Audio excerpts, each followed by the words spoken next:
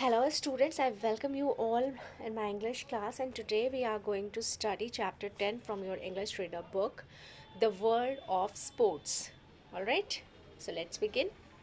The World of Sports, Basketball. Before you read, here in this chapter what we are going to read, we are going to read about the world of sports, and in sports we are going to read about basketball. Before you read, you must have played many games. I know that you all are so very good player and you must be playing any of the game. Which is your favorite game? First of all, you need to reply in the comment box which game do you like most. You have to tell about your favorite game in the comment box below. Alright, I'm waiting for your response. And yes, the next is, do you know all the rules of your favorite game? And if you have any favorite game, if you like any game, then you have to also tell some rules and regulation related to that game. All right, so here in this chapter we are going to read about the game of basketball and its rules. Okay, so student, your two work is, you have to tell me which game do you like most, and you have to also apprise the rules of your favorite game. Okay, so let's begin. We are going to study about basketball. I'm reading it, so you all need to pay attention here. Basketball is one of the most popular and widely viewed sports in the world. It is a team sport in which two teams of five active players each try to score points against one another by throwing a ball through a 10-foot high hoop or basket under organized rules. Alright? So, yes, student, you have to listen to me very carefully how to spell and what's the meaning. Okay? So,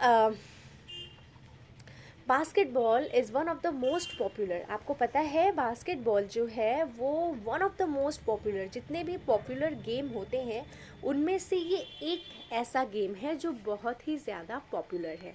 Alright, there are many popular game like cricket, there are many popular game, kabaddi, judo, many games are there, but basketball is also one of the most popular, सबसे ज़्यादा प्रसिद्ध game है and widely viewed, और दूर दूर तक देखा जाता है इन द वर्ल्ड, पूरी दुनिया में.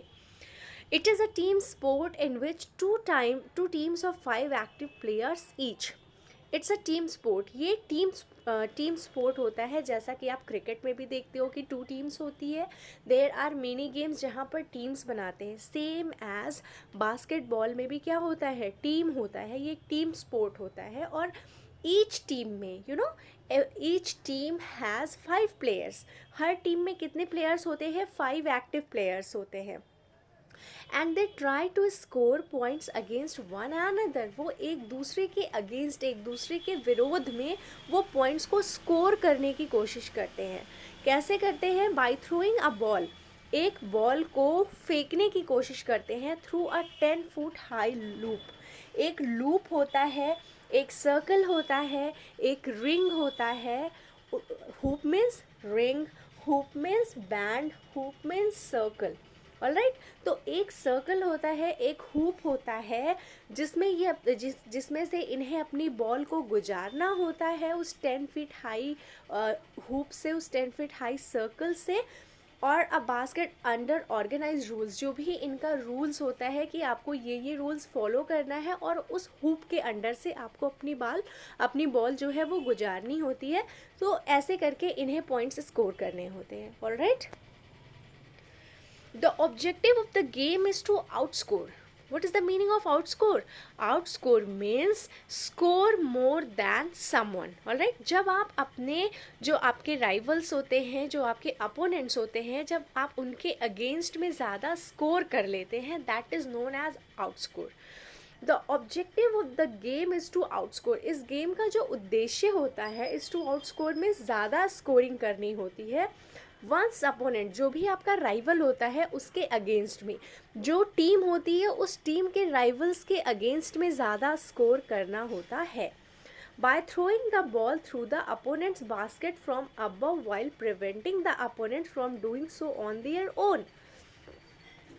कैसे इनको मतलब ज़्यादा स्कोर करना होता है, बॉल को थ्रो करके, बॉल को फेंक करके थ्रू द अपोनेंट्स बास्केट, जो कि हमारा जो राइवल होता है उस राइवल का जो हुप होता है, उस राइवल का जो बास्केट होता है, उस बास्केट से हमें बॉल को गुजारनी होती है, उसको रोकते हुए कि वो ना डाल पाए, उसकी जगह हम डाल दें उसमें. ऑलराइट, क्योंकि अगर हम ऐसा करते हैं तो हम ज़्यादा पॉइंट स्कोर कर पाएंगे. Is it clear? An attempt to score in this way is called a shot. और जो एक प्रयास होता है, attempt means try, प्रयास, जो ये एक attempt होता है, alright, an attempt, that is effort also. What's the meaning of attempt? Effort, try.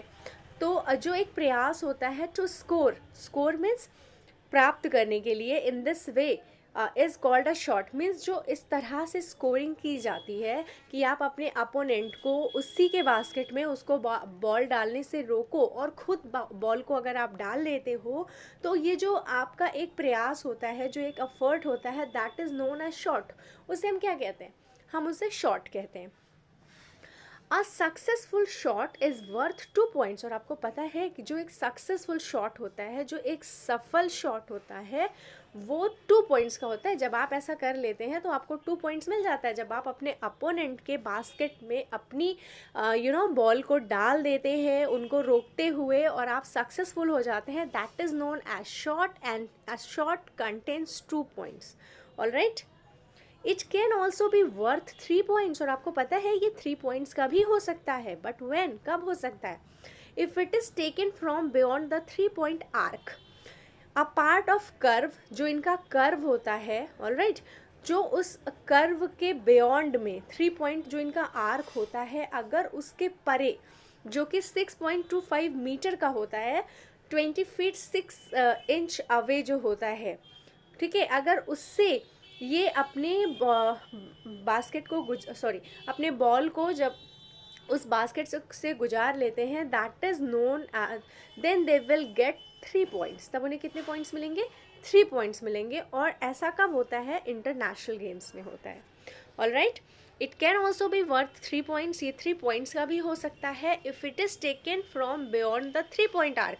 अगर ये 3 पॉइंट जो कि एक कर्व का पार्ट होता है वहाँ से लिया जाता है, which is 6.25 metres, means 20 feet 6 inch away from the basket, जो कि बास्केट से इतनी दूरी पर होता है, 20 मीटर 6 इंच अवे में, जो कि इंटरनेशनल गेम्स जब खेले जाते हैं तो इतनी दूरी पे ये बनाया जाता है. और अगर कोई भी जो प्लेयर है, अगर वो प्लेयर इसके बियॉन्ड, ठीक है, इसके बियॉन्ड अगर वो बॉल को थ्रो करता है तो उससे 3 पॉइंट मिल जाते हैं. Understand? The ball can be advanced on the court by dribbling it, which is the act of bouncing it continuously while moving, or by passing it between teammates. The ball can be advanced. Advanced means moved forward. जो ये ball है ये moved forward means आगे फेंका जा सकता है on the court. जो मतलब कोर्ट होता है बास्केटबॉल का, by dribbling it, which is act of bouncing it, कैसे? उछल करके. Alright, which is act of bouncing it continuously moving, और by passing it between teammates. जब आपका जो teammates होते हैं, जो आपके टीम में आपके फ्रेंड्स होते हैं, उनके बीच में जब बॉल को पास किया जाता है, alright, while moving, continuously while moving, जब आप अपने टीम में लगातार मूव कर रहे होते हैं, और पासिंग, और जो अपने जो आप उसको पास कर रहे होते हैं, ठीक है, अपने बॉल्स को अपने टीममेट्स के बीच में बाउंस करके ऐसा किया जा सकता है. Disruptive physical contact or fouls are not permitted, and there are restrictions on how the ball can be handled. Disruptive means troublesome. Physical contact, अगर आप किसी से ऐसे फिज़िकल कांटेक्ट में आते हैं कि उससे आप ट्रबल कर रहे हैं, और फाउल्स, अगर कोई भी फाउल्स होता है, and fowls means unfair, right, जब कोई किसी का के साथ अनफेयर करता है या रूल्स को फॉलो नहीं करता है, that is known as fouls. और नॉट परमिटेड मीन्स ऐसे लोग अलाउ नहीं होते हैं, alright. And there are restrictions, और वहाँ पर लिमिटेशंस होती हैं। रिस्ट्रिक्शंस मीन्स लिमिटेशंस होती हैं, उनके पास सीमाएं होती हैं कि आपको इन इन चीज़ों को करते हुए रूल्स को फॉलो करना है, आप कोई भी नियम को नहीं तोड़ सकते हैं, alright. On how the ball can be handled, ठीक है, are restrictions and there are restrictions on how the ball can be handle, और वहाँ पर रिस्ट्रिक्शंस होते हैं, लिमिटेशंस होते हैं कि आप बॉल को कैसे हैंडल कर सकते हैं। दीज आर कॉल्ड वायलेशंस, इसको हम क्या कहते हैं, इसको हम वायोलेशंस कहते हैं। These are called illegal. What is the meaning of violation? Violation means illegal. इसको हम illegal कहते हैं, अवैध कहते हैं या violation कहते हैं। Games are played in 4 quarters. जो games होते हैं वो 4 quarters में खेले जाते हैं। What is the meaning of quarter here? Each of 4 equal parts. ठीक है, मतलब 4 पार्ट में इनको डिवाइड किया जाता है और वो 4 इक्वल पार्ट में डिवाइड किया जाता है। It into which something is divided. जो सपोज अगर वो 12 है तो वो मतलब 4 इक्वल पार्ट में अगर आप 12 को डिवाइड करते हो then what will you get ना 3। तो सेम हियर यहाँ पर जो गेम होता है, game are played into quarters of 10 और 12, जो कि 10 और 12 मिनट के उसमें क्वार्टर में खेला जाता है। तो अगर आपका 12 का आप क्वार्टर करोगे तो इट विल बी 3, ठीक है, और अगर आप 10 का क्वार्टर करते हो तो दैट विल बी 2.5 मिनट्स। तो इस तरह के क्वार्टर पे खेला जाता है। 15 minutes are allowed for a half time break, और इनको एक हाफ टाइम ब्रेक भी मिलता है जो कि 15 मिनट का होता है। गेम के बीच में इन्हें एक हाफ टाइम ब्रेक मिलता है जो कि 15 मिनट्स का होता है। And 2 minutes are allowed at other breaks, और 2 मिनट दूसरे ब्रेक्स में भी इनको मिलते हैं। Over times period are 5 minutes long, इनका जो ओवर टाइम जो पीरियड होता है ये 5 मिनट का होता है, okay. The team exchange baskets in the second half, जो सेकेंड हाफ में क्या कर लेते हैं, ये जो टीम होती है ये लोग अपने बास्केट्स को एक्सचेंज कर लेते हैं, एक दूसरे से बदल लेते हैं।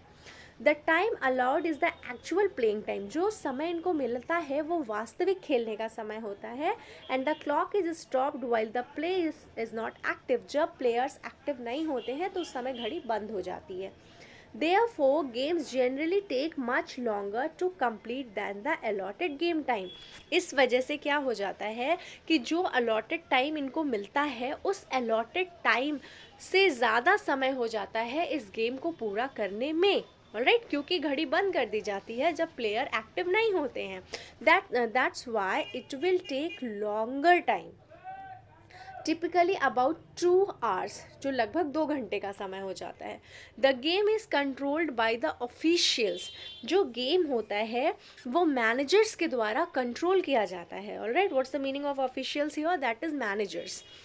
कंसिस्टिंग ऑफ द रेफरी, जो कि रेफरी से रिलेटेड होता है, 1 or 2 एम्पायर्स, जहाँ पर 1 या 2 एम्पायर भी होते हैं, एंड 3 टेबल ऑफिशियल्स, और 3 टेबल मैनेजर्स भी होते हैं, ऑफिशियल्स भी होते हैं, alright. The ball must stay within the court, जो बास्केटबॉल का कोर्ट होता है जिसके अंदर बास्केटबॉल खेला जाता है, that is known as court, और उस कोर्ट के अंदर ही बॉल होनी चाहिए, उस कोर्ट के बाहर नहीं।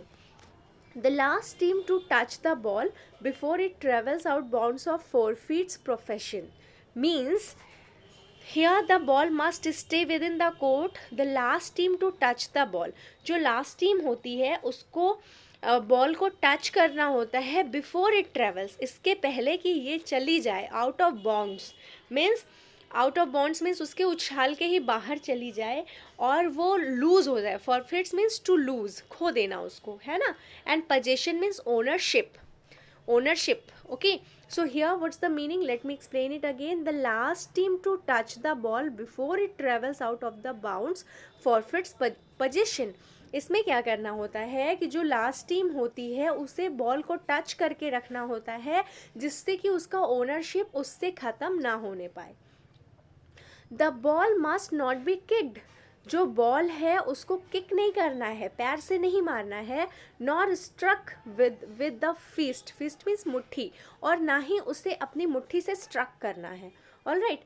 अ violation means violation means to break something और दैट इज़ इलीगल और that is if you are breaking the rule ना, तो a violation of these rules, अगर आप इन नियमों को तोड़ते हैं, आपको पता है कि मुझे बॉल को पैर से नहीं मारना है, मुझे बॉल को मुट्ठी से नहीं मारना है, और मुझे जो है बॉल को मुझे अपने बॉल को टच करके रखना है जिससे ये उछल करके मेरे राइवल्स के टीम में ना चली जाए, तो आपको ये रूल्स है जिसे फॉलो करना है। But if you are not following, that is called violation.